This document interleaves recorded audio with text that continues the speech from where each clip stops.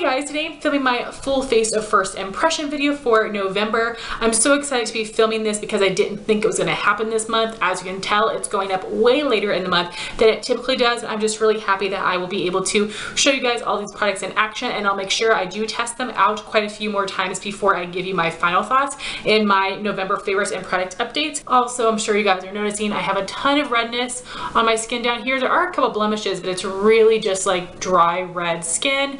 And I think it was from chemical exfoliant I was using, and then I put some doTERRA coconut oil on it earlier, and now it's not itchy, but it's just really red. So don't worry about it. I am not going to be holding the Complexion products to this. Like, if it looks bad down here, it's just because of this. It's not because of the Complexion products. So I'm going to be testing them from here up, and we'll see how they do on my blemishes because these aren't dry. So I'm just going to show you the items I'll be testing out today. The first one I got from Influencer. This is the L'Oreal UnbelievaBROW. It is supposed to be the drugstore dupe of the Wonder Brow, which I've never tried. I'm really nervous about this, so I don't usually do my brows first. I do in these videos, but not on a typical day, but today I'll be doing this first in case I need some cleanup. I'm really nervous about it, but I'm excited to try it with you guys on camera for the first time. Then I have the Fenty Beauty Primer, which has been out for a while, but I've never tried it. I have the It Cosmetics Matte CC Cream in Fair. I have this little mini Bobbi Brown bronzer in the shade Medium, which looks like an interesting color. I'll be using it to contour. For blush, I have the formula from Ciate in the shade Summer Lovin, which is so pretty. To highlight, I will be using the Wet n Wild Loose Highlighter from the Zodiac collection.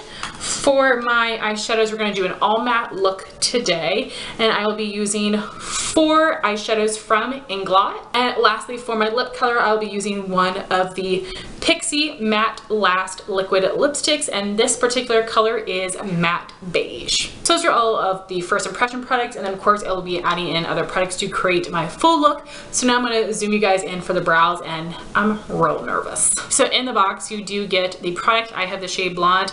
Then you get this double-ended brush, which is really nice that they include this. And luckily from Influencer, I did get a little card telling me how to apply it, so I am going to do what it says. Look at this before and after. We'll see how it looks on me. So it says for the steps, I'm supposed to start by using the spoolie side of their brush, which really looks like a good brush. And I'm just going to comb through my eyebrows. Geez, am I nervous. Then it says, lightly apply product to fill in the sparse areas. Then take the angled brush to outline and define brow shape and arches with feather-like strokes, and then to finish, comb through with the spoolie. So I'm gonna do what it says on one brow, and then the other brow I might just take it from the back of my hand. That's how I would use some type of a pomade. I know this is not a pomade, but Lord have mercy, I'm scared to death. Okay, let's do this.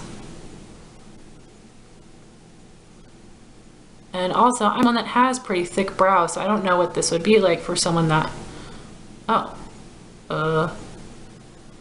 okay, this is different than I thought it would be, because it looks pretty liquidy, but, well, this brow I think looks darker. It looks a little bit more filled in, but I just thought it'd be a little bit more liquided. It would be a little bit more liquidy and pigmented. Okay. So it's not as scary as I thought. So now I'm gonna dip back in, and I am going to take the angled part of the brush and do what it said and shape this.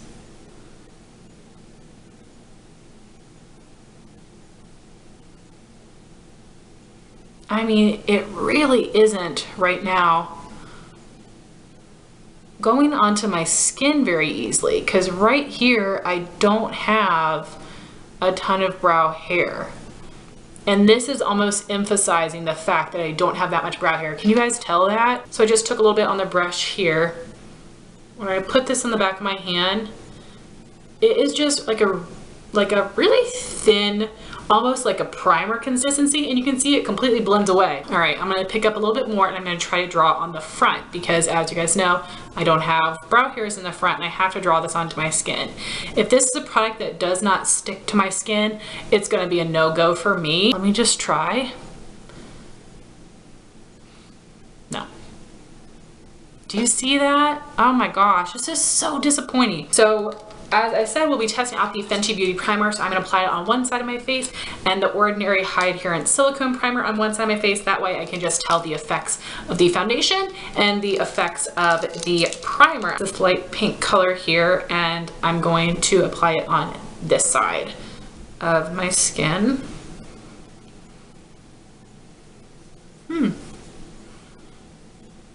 Oh, okay. This is nice. It feels nice and smooth, but it has, if you can tell, it has a bit of a stick to it.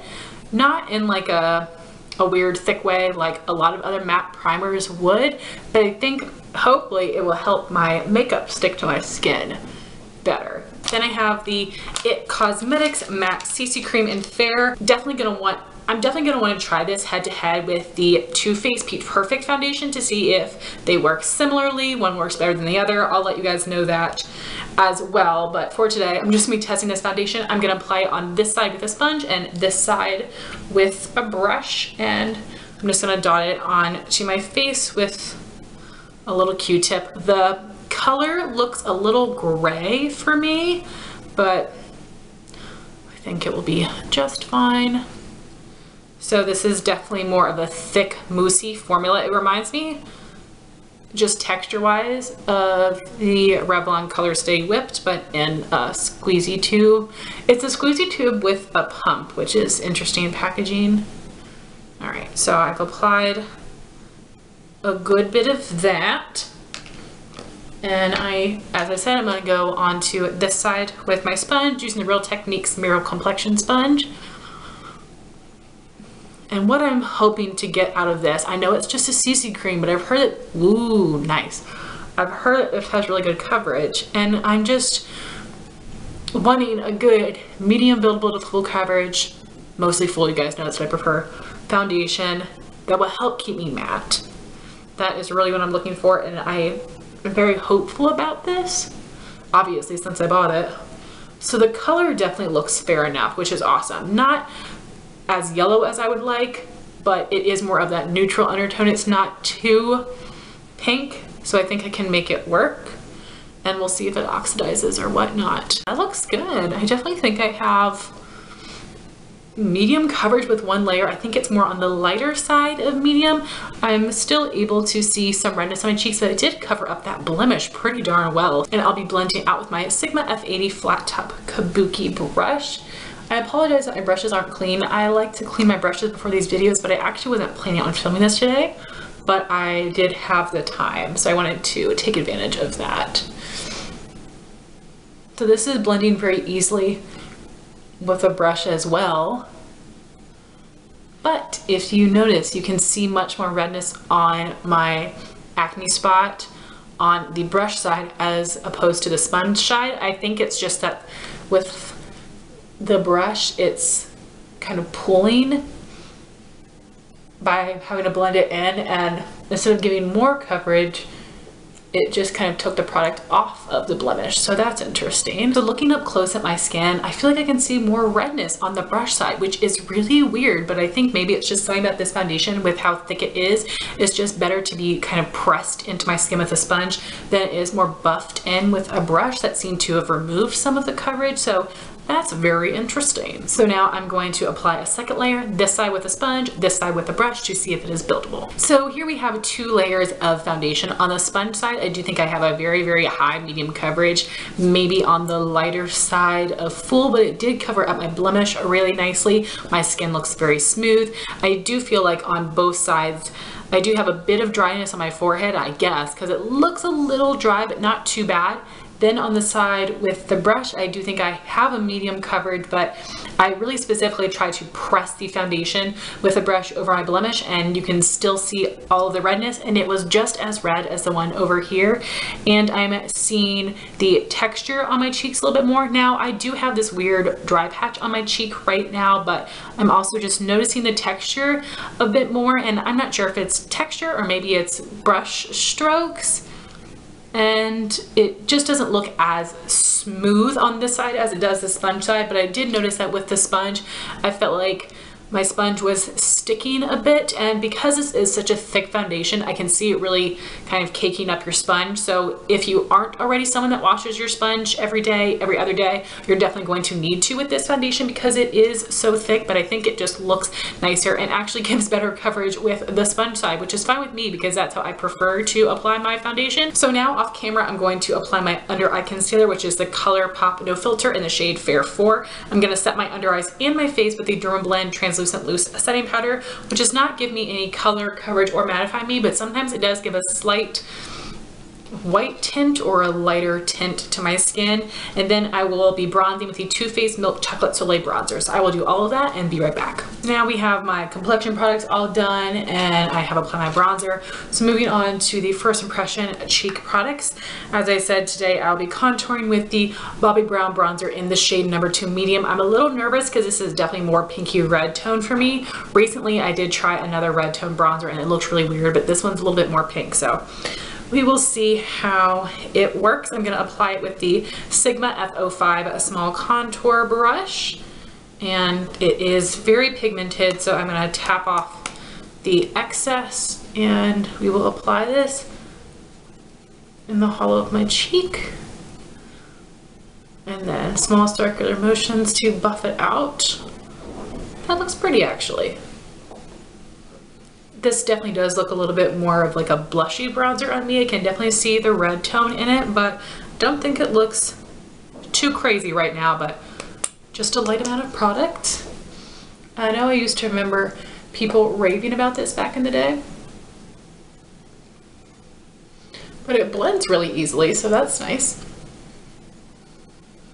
And it is a matte shade, if I didn't mention. Yeah, you can definitely notice the more blushy red tone, but seems not too bad. I was really scared of it at first.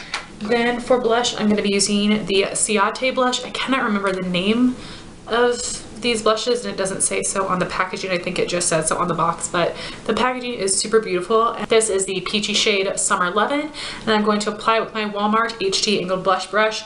This seems more like a gelée formula similar to the Clinique Cheek Pop, so we'll see about that. And I'm just going over a couple times to get some product on my brush, and nice. Okay, that is really nice and pigmented. I don't think I had to dig in quite so much. Ooh, that looks really nice and natural on the skin. I love a good peachy blush, and this does have that beautiful gold shimmer in it.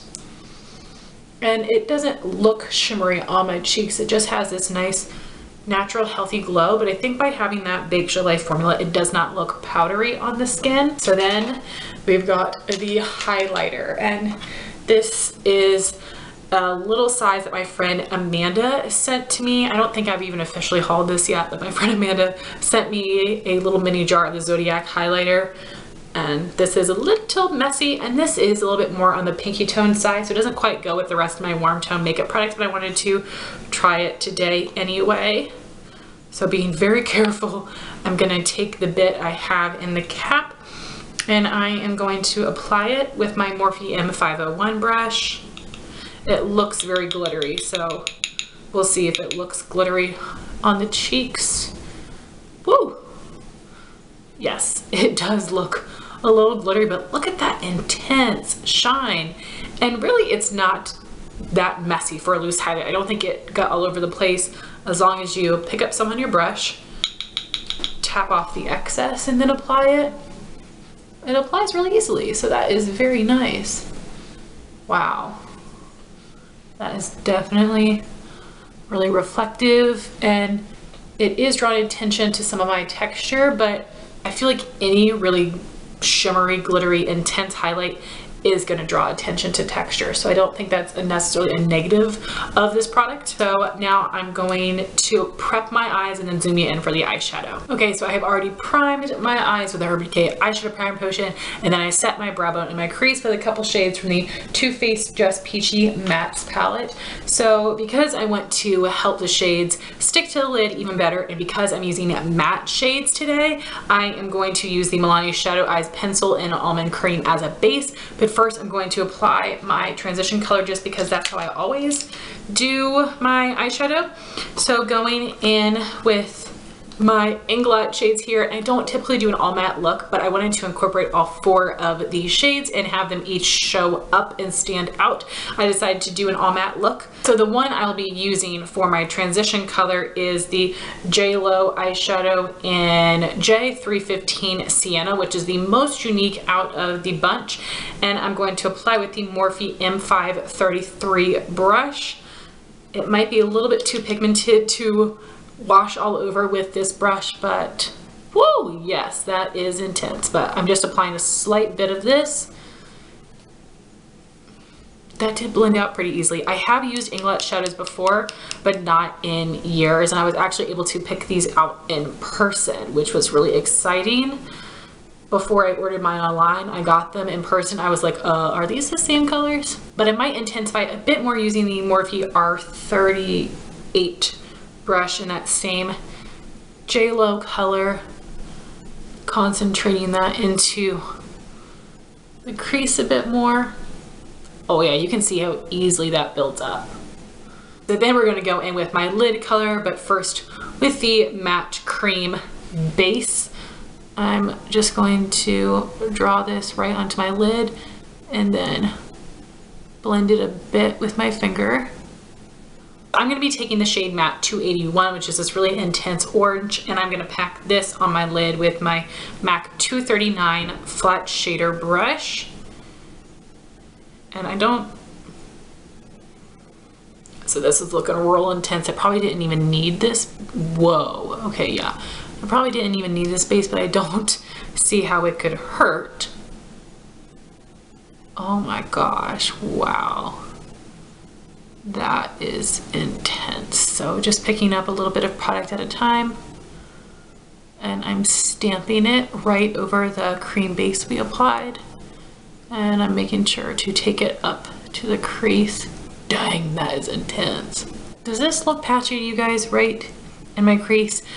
I feel like it's just because of my hooded eyes. The part of my lid that goes under my crease always looks a little weird. Then for my crease, I'm going to take Matte 283, and I want to show you what this looks like in comparison to the JLo shade. So the JLo color, they look much more similar on camera than they do in person. The JLo has a little bit more yellowed, a bit more mustard to it, and this is more of like a mac and cheese orange. So taking the MAC 283, I'm going to apply it in my crease with the Morphe R39 brush.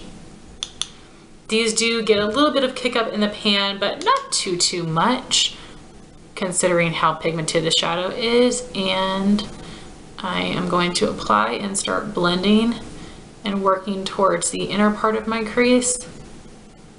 Now, I don't have the best blending skills out there, but I do think that these are applying pretty dang well. So for my outer corner, I'm going to be taking this gorgeous matte wine color in 301. I'm a little nervous about how well this one's going to apply, and I'm going to apply with my MAC 286 Duo Fiber Taper Blending Brush into my outer corner.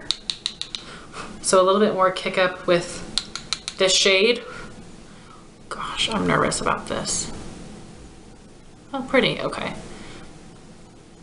So this might be nice for an outer corner, like going over top of some other shadows already there. It might be more pigmented than if I try to pack this one onto my lid, because that looks pretty intense right there. This is looking really choppy right now and a little muddy. I think it's just because these are really pigmented and all matte, and I really wish I used a shimmer, but too late now. I'm going to try to fix it taking that JLo eyeshadow again, J315 Sienna, and my Morphe R38 brush, and I'm going to apply that to the inner part of my crease to help it blend a bit more. So I just try to clean up the edge with some matte cream eyeshadow. I'm going to apply some eyeliner mascara, zoom out to show you my lip product. So here what the eyes look like all completed. For liner, I use the Physicians Formula Eye Boost liquid liner, and I use the Marc Jacobs Velvet Noir mascara. Looking a little intense, but mascara and liner I think always helps eye looks. And then for lips, I'm using the Pixi Matte Lash Liquid Lipstick. I tried to find the most peachy out of the 5 shades that I kept, but all of them are a little bit more on the pink rosy side, and I ended up going with the shade Matte Beige, so hopefully this will work well. I really like the packaging of their liquid lipsticks. I think they're very, very cute, and I did not pull out a lip liner, but this does have that really nice teardrop shape applicator like the Smashbox ones, and I think that this is really easy to use to line and fill in your lips. This looks like a very thin liquidy formula as opposed to more of a moussey formula. So let's just apply it. Oh, the brush is tickling my lips. Wow, it's really tickling. That was really weird. I'm not used to that. The scent actually is floored with a little bit of sweet. I don't love the scent, but that formula is super smooth. It's really thin, but very smooth. It applied really easily. I do think this is a nice color.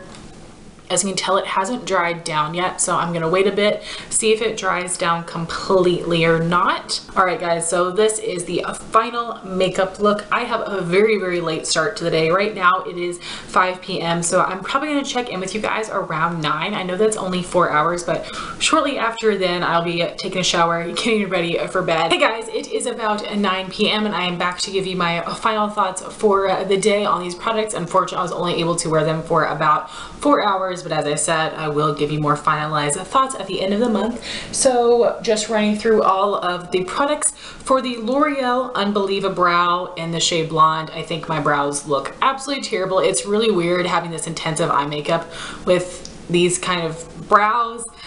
I think it's just throwing off the whole look, and I did get a little bit of powder in my brows, which made them look even lighter, but I really don't see the benefit of this product at all. I think a tinted brow gel would be much better, or using a pencil powder method or a pomade. I just do not see the benefits of this product. I also noticed that if you do want to brush out your brows afterwards, you need to do it basically right away, because this does dry down and your brows do get pretty crunchy. They don't feel super crunchy, but you can't easily brush them through with a spoolie, which is kind of what you want. You want your brows to be in place, but this did not deposit very much color. It was a weird consistency that felt like a primer. It was slippery. It didn't stick to my skin. Therefore, this is just not a product for me. I don't see myself ever using this again.